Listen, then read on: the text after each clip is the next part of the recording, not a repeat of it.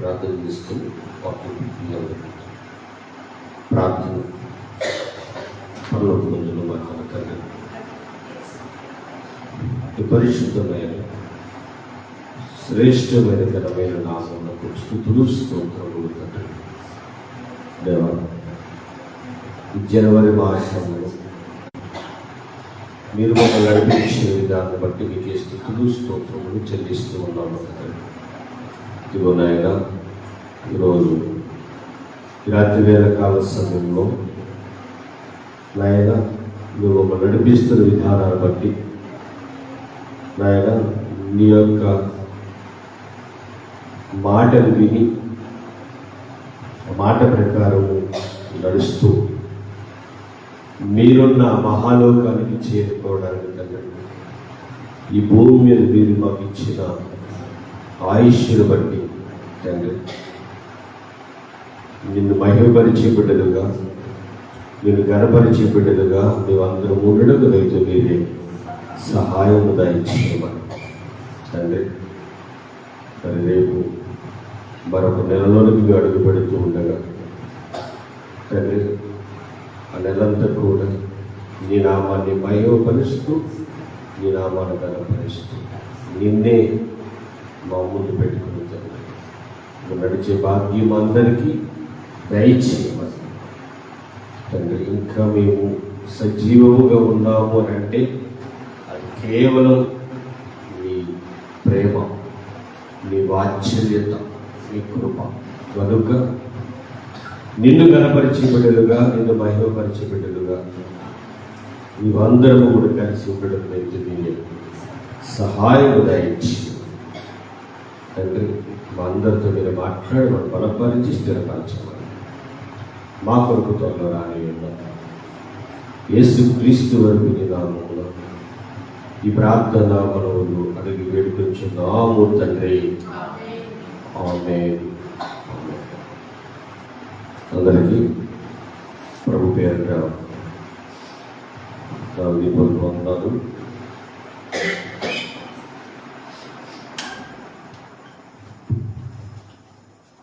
అలాగే చక్కటి అవకాశాన్ని దేవుడు మనకి ఇచ్చిందారు కనుక కొద్ది నిమిషాలు దేవుని యొక్క వాక్యాన్ని ధ్యానిద్దాము. ఎందుకనంటే 2025లో మొదటి నెల సంపూర్ణ చేసేసుకున్నాం. నిజంగా దేవుని యొక్క మహా కృప. కాబట్టి ఈ నెలంతా కాపాడిన దేవునికి కృతజ్ఞతలు చెల్లిస్తూ ఆయన మరొక రోజు లేదా మరొక నెల మనకి ఇవ్వబోతున్నాడు కనుక ఎంతో ఆనందంగా, సంతోషంగా ఆయన ఇచ్చే సమయాన్ని బహు జాగ్రత్త కలిగి ఆ సమయాన్ని ఏం చేద్దాము, సద్వినియోగం చేసుకుందాము. అలాగే దేవుడు మనతో మాట్లాడుతూ యెషయా గ్రంథంలో ఎవరైతే తన యొద్దకు వస్తారో, ఎవరైతే తన యొద్ద తనను ఆశ్రయిస్తారో వారి వరకు మాట్లాడుతూ యెషయా గ్రంథము 39వ అధ్యాయము అందరూ కూడా చక్కగా ఆ యొక్క మాట తీద్దాము. యెషయా గ్రంథము 40వ అధ్యాయము డైరెక్ట్గా 40వ అధ్యాయము 30వ వచనం 31వ వచనము. బాలురు సొమ్మసిల్లుదురు, అలయుదురు, యవ్వనస్తులు తప్పక తొట్టిల్లుదురు. అంటే ఇది జరగడం అనేది సహజం అంటున్నాడు. యవ్వనస్తులు తొట్టిల్లడము, బాలురు సొమ్మసిల్లడము అది సహజం.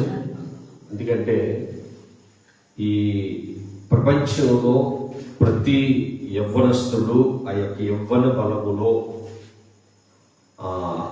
తొట్టిల్లడం అనేది సహజం అని చెప్తూ తొట్టిల్లకుండా ఉండాలంటే ఎలా ఉండాలని చెప్తున్నాడు ఇక్కడ. అది 31వ వచనం. యెహోవా కొరకు ఎదురు చూచువారు నూతన బలము పొందుదురు. ఎవరట? ఎవరు నూతన బలాన్ని పొందుకుంటారు? దేవుని కొరకు యెహోవా కొరకు ఎదురు చూసేవారు. అసలే యవ్వనస్తులు బలహీనంగా ఉంటారా, బలవంతులుగా ఉంటారా? బలవంతులుగా ఉంటారు. వారికున్న బలము పసిపిల్లలకు ఉండదు. వారికున్న బలము నడి వయసులో ఉన్న వారికి ఉండదు. వారికున్న బలము వృద్ధులకు ఉండదు. ఎవరికి బలం ఎక్కువ ఉంటుందంటే యవ్వనస్తులకి. ఆ యవ్వనస్తులు తొట్టెళ్ళకుండా ఉండాలి అని అంటే ఏం కావాలి అని అంటున్నాడు. యెహోవా కొరకు ఎదురు చూచువారు నూతన బలాన్ని పొందుదురు అని. వారికి ఉన్న బలం కంటే గొప్ప బలాన్ని పొందుకుంటారట. అంటే తెలివి, జ్ఞానం, ఎవరితో ఎలా మాట్లాడాలి, ఏ నిమిషాన్ని ఎలా ఉండాలి, ఎవరితో ఎక్కడి వరకు వెళ్ళాలి, ఎలా సమయాన్ని సద్వినియోగం చేసుకోవాలి. ఇది యవ్వనస్తులకే కాదు, అందరికీ అవసరం. పిల్లలకి కావాలి, యవ్వనస్తులకు కావాలి, నడి వయసు గల వారికి కావాలి, వృద్ధులకి కావాలి. వీటి సమయాన్ని సద్వినియోగం చేసుకుంటే జ్ఞానం. రైట్. ఇప్పుడు అలా సద్వినియోగం చేసుకుని ఎవరైతే యెహోవా కొరకు ఎదురు చూస్తారో వారు నూతన బలాన్ని పొందుతారు. వారట పక్షిరాజు వలె రెక్కలు చాపి పైకి ఎగురుదురు, అలయక పరిగెత్తుదురు, సొమ్మసిల్లక నడిచిపోవుదురు. అంటే వారు వెళ్ళే ప్రయాణంలో, వారు వెళ్ళే దారిలో ఏముండవట? కష్టాలు ఉంటాయి, కానీ ఏం చేస్తారు వాళ్ళు? ఆ కష్టాన్ని జయిస్తారు. సమస్యలు వస్తాయి, ఇబ్బందులు వస్తాయి, ఇరుకులు వస్తాయి, కానీ వాటినన్నిటినీ జయించగలిగే ఆ శక్తి దేవుడు మనకి అనుగ్రహిస్తాడు. ఇప్పుడు ఊరకనైనా కాదు, యెహోవా కొరకు ఎవరైతే ఎదురు చూస్తారో వారు. అంటే యెహోవా కొరకు ఎదురు చూస్తే యెహోవా మనకి తోడుగా నీడగా ఉండి నడిపిస్తాడు. మరి అలా నడిపించాలి అంటే ఆయన గురించి ఎదురు చూడాలట. ఎదురు చూడడం అంటే ఏంటి అని మనం ఆలోచిస్తే, ఇర్మీయా గారు కూడా ఇంత చదివిన వాక్యపట్నంలో ఆయన దేవుని గురించి ఏదో జ్ఞాపకం చేసుకున్నాడట. ఏం జ్ఞాపకం చేసుకున్నాడు? ఆయన అక్కడ రాసిన మాటలు చూస్తే చాలా ధైర్యాన్ని ఇస్తుందండి.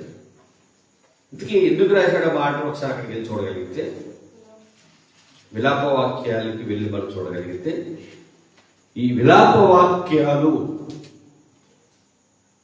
ఎవరు రాశారు అని అంటే ఇర్మీయా గారు రాశారు. ఇర్మీయా గారు ఈ 3వ అధ్యాయంలో 21వ వచనంలో ఆయన అంటున్న మాట ఏంటంటే, నేను దీన్ని జ్ఞాపకము చేసుకునగా నాకు ఆశ పుట్టుచున్నది. ఇది ఏం జ్ఞాపకం చేసుకున్నాడు ఆయన? ఏం జ్ఞాపకం చేసుకుంటే ఆయన ఆశ పుట్టింది అని మనం ఆలోచిస్తే, అప్పటికీ ఇర్మీయా గ్రంథంలో మనం చాలాసార్లు చదువుకున్నప్పుడు మనకు అర్థమైన మాట ఏంటంటే, దేవుడు ఇర్మీయా గారిని ఏర్పరచుకున్నాడు. ఎందుకు ఏర్పరచుకున్నాడు అని అంటే, ఇర్మియా గారు ఉన్న ఆ కాలంలో యూదులు దేవుని మాట వినకుండా దేవునికి వ్యతిరేకంగా బ్రతికిన వారు మనకి ఇర్మియా గ్రంథంలో కనిపిస్తారు చాలా సందర్భాలు. ఇర్మియా గారు నిలబెట్టిందే అందుకే, ఎందుకంటే వారి నువ్వు హెచ్చరించాలి, వారు తప్పుడు మార్గాల్లో వెళ్ళిపోతున్నారు, సమయం లేదు, సమయాన్ని సద్వినియోగం చేసుకోవాలి, ఉన్న సమయాన్ని ఏం చేయాలంట సద్వినియోగం చేసుకోవాలి, వాళ్ళు చేసుకోవట్లేదు. కాబట్టి సమయాన్ని సద్వినియోగం చేసుకోకపోతే వాళ్ళకి వచ్చే శిక్ష గురించి వాళ్ళతో చెప్పాలి అని ఇర్మియా గారు నిలబెడతాడు. మీకు బాగా తెలుసు ఇర్మియా గారితో దేవుడు అన్న మాట ఏంటంటే, నీవు వెళ్ళి నీతో నేనేం చెప్తున్నానో అది వాళ్ళతో నువ్వు చెప్పాలి అంటాడు. భయపడకుండా చెప్పాలి. ఆ మాట చాలాసార్లు చూసాము. అలా చెబుతాడు ఇర్మియా గారు, కానీ వారు ఇర్మియా మాట వినరు. అంటే అర్థం ఏంటంటే దేవుని మాట వినరు. దేవుడు చక్కగా వారికి అన్నీ ఇచ్చి అన్నీ సమకూర్చి చక్కగా ముందుకు నడిపిస్తూ ఉన్నా కూడా దేవుని మీద తిరుగుబాటు చేస్తారు వాళ్ళు. ఎవరు? అక్కడ ఉన్న ప్రజలు.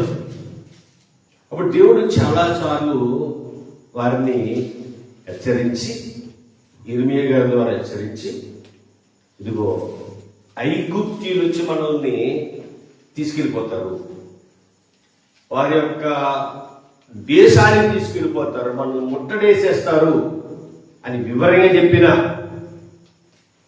ఇర్మియా గారి మాట వినరు. ఇర్మియా గారు చెప్పినట్టుగా చేయరు. అంటే ఇర్మియా గారి మాట వినకపోతే ఎవరి మాట వినట్లేదు అన్నమాట, వాళ్ళు దేవుడి మాట వినట్లేదు.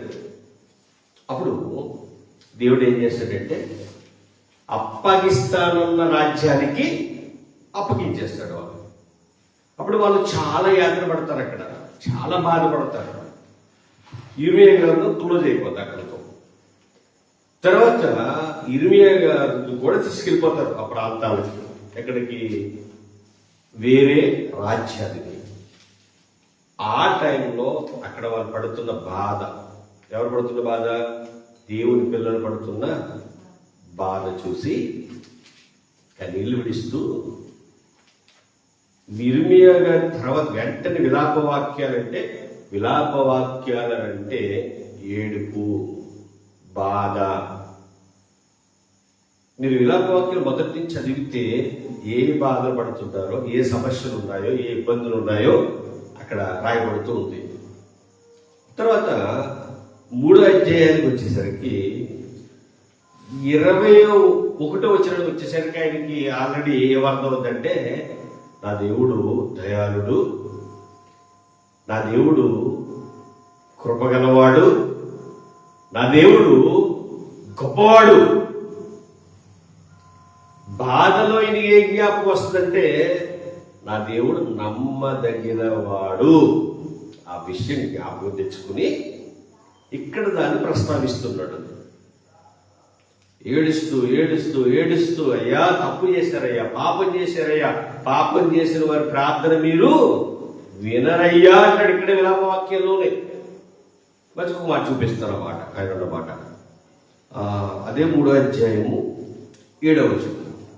ఆయన నా చుట్టూ కంచి వేసి ఉన్నాడు, నేను బయలు వెళ్ళకుండానట్లు బరువైన సంఖ్యలు నాకు వేసి ఉన్నాడు.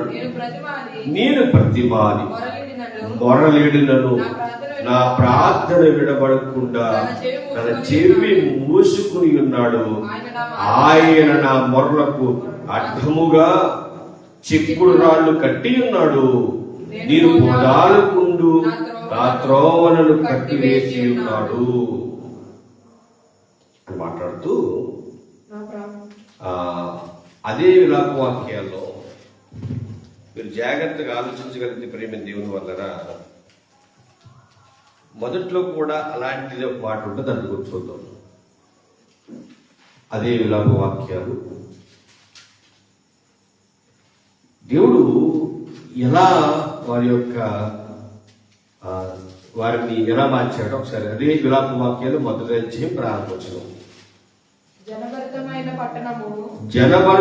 పట్టణము ఎట్లు ఏకాకి అయి దుఃఖాక్రాంతమైన అది విధవరాలి వంటిదాయను అన్యజనులలో ఘనతకు ఎక్కడది సంస్థానములలో రాజకుమార్తె అయినది ఎట్లు పన్ను చెల్లించినదో అయిపోయేనో రాత్రి అది బహుగా ఏడ్చుచున్నది, కన్నీరు దాని చెంపల మీద కారుచున్నది.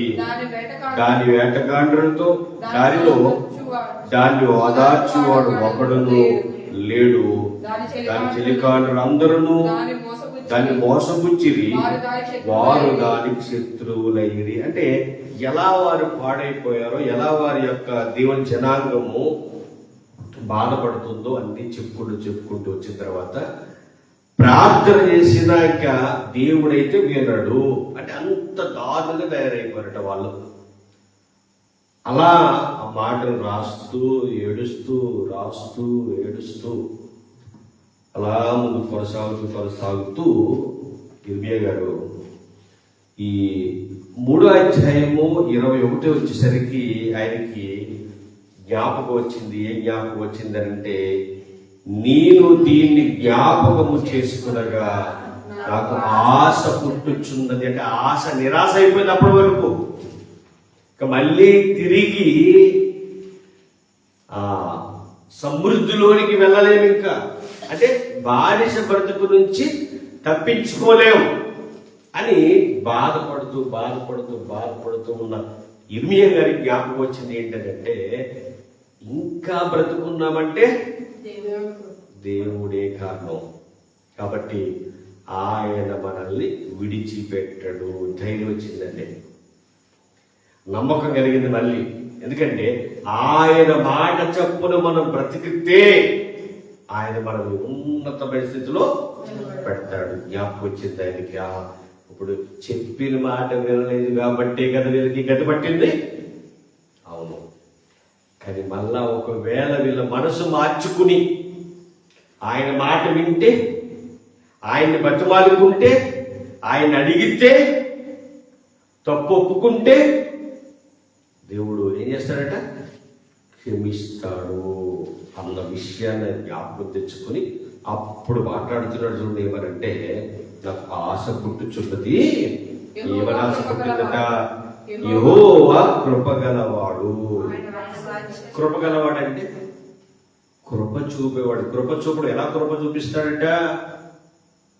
ఏది ఆశించకుండా కృప చూపించేవాడట.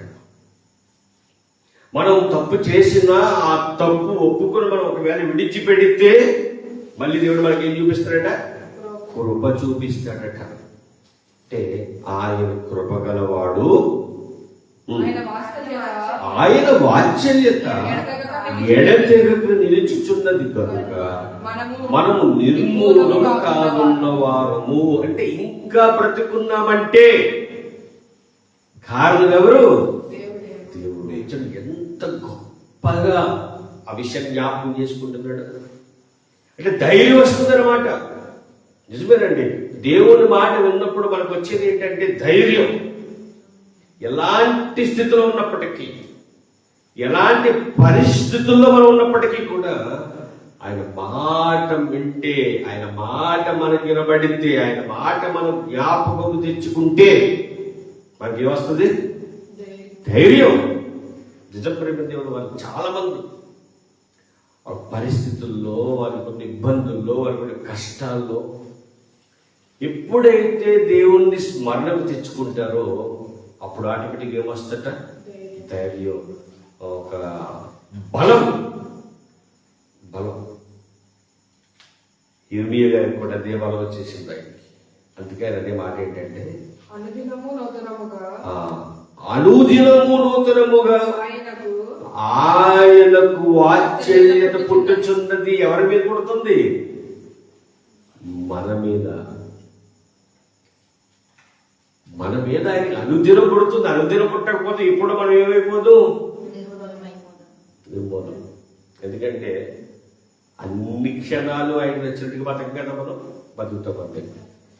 ఏదో క్షణంలో ఏదో ఒకటి ఆయన వ్యతిరేకమైన ఆలోచన మనకి వస్తుంది. అదే ఆయన అనుకున్నాడు అనుకుంటే ఇంకా అక్కడితో మనది చరిత్ర క్లోజ్ అయిపోతుంది అన్నమాట.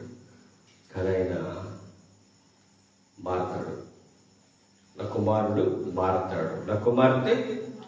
ఇప్పుడు అదే అనుసుగా తీసుకుని మనం సర్లే ఎప్పుడు అలాగే అనుకుంటాడు కానీ చెప్పేసి మనం మారకుండా ఉన్నాం అనుకోండి, అది మనకి ఏమవుతుందట, దెబ్బ.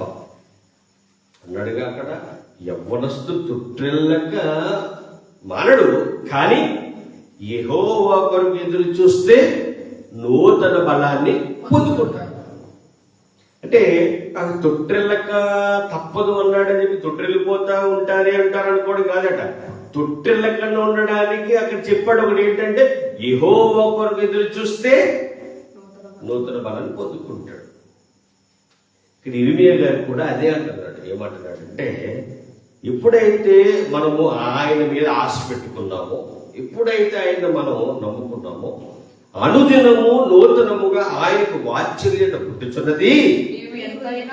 నీవు ఎంతైనా నమ్మదగిన వాడవు, ఎంతైనా నమ్మదగిన, దేనికైనా నువ్వు ఆయన ఏం చేయొచ్చగా నమ్మేచ్చు. ఎందుకంటే ఆయన నమ్మకమైన వాడు, ఆయన నమ్మకమైన వాడట. మరి అలాంటి విషయాలు మనం చివరి పడి అనుకోండి, మనకి ఎంత ఆనందంగా ఉందో చెప్పండి. అంటే నేను నమ్ముకున్న దేవుడు నమ్మదగిన వాడు, ఆయన నమ్మదగిన వాడు కనుకే నేను ఇంకా బ్రతికున్నాను. ఆయన వాగ్దానం ఇచ్చాడు, నేను విడవను ఎడబాయను. కాబట్టి ఇంత గొప్పగా నన్ను కాపాడుతున్న దేవుడు ఎంతైనా నమ్మదగిన వాడు. 24 వచనం, యెహోవా నా భాగమని నేను అనుకొనుచున్నాను, ఆయన యందు నేను నమ్మకించుకొనుచున్నాను. తనను ఆశ్రయించిన వారి ఎడల యెహోవా దయాళుడు, తనను వెతుకు వారి ఎడల ఆయన దయ చూపువాడు. ఎంత అద్భుతమైన మాట చూడండి, ఎంత చక్కగా ఈ మాట వివరిస్తున్నాడు చూడండి. తనను వెతుకు వారి ఎడల ఆయన దయ చూపువాడు. దయ, అందుకే దయామయుడు. ఆయనకి కరుణ, దయ, వాత్సల్యత ఇవన్నీ మన పట్ల ఎందుకు చూపుతున్నాడంటే, మనం ఆయన పిల్లలం. ఆయన మన కొరకే సమస్తాన్ని ఏం చేశాడట, దారపోసేశాడు. అంత గొప్ప దేవుడు మనం కలిగి ఉన్నాం. ఇది మీరు కూడా అదే అంటున్నాడు, నాకు ధైర్యం వచ్చింది, నాకు నమ్మకం. ఎందుకంటే ఆయన నన్ను మనల్ని ఉన్నత పరిస్థితికి తీసుకువెళ్తాడు అని చెబుతూ కిందంటాడు, నరుడు ఆశ కలిగి యెహోవా అనుగ్రహించు రక్షణ కొరకు ఓపికతో కనిపెట్టుట మంచిది. తర్వాత మాట, యవ్వన కాలమును కాడిమోయుట నరునికి మేలు. ఏ బయట పేరట, కాడంటే దేవుని వాక్యం. ఆయన వాక్యాన్ని ఎప్పుడైతే నీ భుజాల మీద ఎత్తుకుంటూ కాడి మోస్తున్నావు, ఆయన నీ భారాన్ని మోస్తా. అందుకన్నాడు, మీ భారములు నా మీద వేయండి, నా భారములు మీ మీద, కాడి మీ మీద పెట్టుకోండి. ఎందుకంటే మీ భారము చాలా బరువైనది, నా కాడి సులువైనది. కాబట్టి ప్రేమ దేవుడు వలన దేవుడు 2025లో ఈ జనవరి 1 నుంచి 31 వరకు చాలా గొప్పగా మనల్ని కాపాడాడు. కాబట్టి ఆయన్ని ఘనపరుస్తూ, తండ్రి నువ్వు మాకు ఇచ్చిన గొప్ప అవకాశం, ఈ 31 రోజు కూడా ఎన్నో సమస్యలు ఉన్నా, ఎన్నో ఇబ్బందులు ఉన్నా కూడా, ఎన్నో ఆటిపోట్లు ఎదురైనా కూడా మాకు నెమ్మదినిచ్చావు. ఇది ఎంతోమంది యాక్సిడెంట్ ద్వారా, ఎన్నో సమస్యల ద్వారా ఎన్నో బాధలు పడ్డా, కానీ మాకు అలాంటి బాధలు ఏమీ లేకుండా నువ్వు ముందుండి వెనక్కుండి చక్కగా నడిపించావు తండ్రి. అలాగే ఈ వచ్చే నెల అంటే రేపు 2వ నెల కూడా మమ్మల్ని నువ్వు కాపాడి, నిన్ను బాధ పెట్టే విషయాలు ఏమైనా మాలో ఉంటే ఆయాసకరంగా ఉంటే వాటిని తీసే తండ్రి అని ఆయన ముందు ఒప్పుకొని, ఆయన చేసిన ఇంత గొప్ప మేలు బట్టి ఆయన మరొకసారి కృతజ్ఞతాస్తుతులు చెల్లిస్తూ ప్రార్థించేద్దాం. అందరూ కూడా తల వచ్చి ప్రార్థన. పరలోకమందున్న మా కన్నత ఈ పరిశుద్ధమైన శ్రేష్టమైన ఘనమైన నామములకు స్తుతులు స్తోత్రాలు. దేవాలయాన్ని ఇంతవరకు కూడా మీరు మమ్మల్ని కాపాడినందుకు వందనాలు తండ్రి. అలాగే నాయన, మరి ఈ నెలలో అయితే తండ్రి కొన్ని దేశాల్లో మరి అగ్ని చేత తండ్రి చాలా మంది మరణాలు తక్కువైనప్పటికీ కూడా వారికి ఉన్న విలువ కలిగిన ఆస్తులు అన్నీ కోల్పోయారు తండ్రి. చాలా బాధలు కూడా అనుభవించారు తండ్రి. దయతో వారందరి వరకు ప్రార్థన చేస్తున్నారు. మరి కొంతమంది తప్పు చేసి ఉండొచ్చు తండ్రి, కానీ అందరూ కూడా ఆ తప్పు చేయగలుగుతారు. కాబట్టి అందరూ కూడా మరి మంచివారు ఉంటారు, అందులో నిన్ను కలిగిన వారు ఉంటారు, నీకు ప్రార్థించిన వారు ఉంటారు. ఒకసారి ఆ యొక్క అమెరికా దేశంలో ఆ యొక్క పట్టణంలో ఎంతమంది అయితే ఇబ్బంది పడుతున్నారో, ఎంతమంది అయితే నాయన కొన్ని వాటిని కోల్పోయారో తండ్రి, వారందరినీ కూడా మీరు ఓదార్చండి. అలాగే పసిపిల్లలు ఉంటారు, యవ్వనస్తులు ఉంటారు, నడివయసు వారు ఉంటారు, వృద్ధులు ఉంటారు. వారందరినీ జ్ఞాపకం చేసుకుని వారందరికీ సహాయాన్ని మీరు పంపించమని కూడా ప్రార్థన చేస్తూ ఉన్నాం తండ్రి.